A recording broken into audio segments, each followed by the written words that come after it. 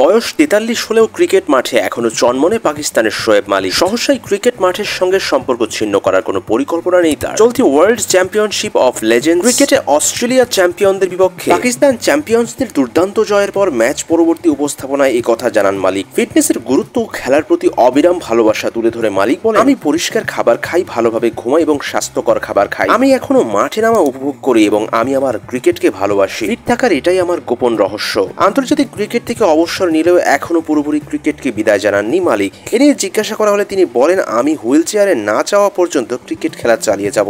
মালিক পাকিস্তানের হয়ে ১২৪টি টি-20 ম্যাচ খেলেছেন, যেখানে ২৪৩৫ রানের পাশাপাশি ২৮টি উইকেটও শিকার করেছেন। সামগ্রিক টি-20 ক্যারিয়ারে তিনি ৫৫৭টি ম্যাচ খেলেছেন, যেখানে প্রায় ১৩০ স্ট্রাইক রেটে ১৩৫৭১ রান করেছেন। এর মধ্যে ৮৩টি অর্ধশতক রয়েছে। তিনি বর্তমানে টি-20 ইতিহাসে চতুর্থ সর্বোচ্চ রান সংগ্রাহক।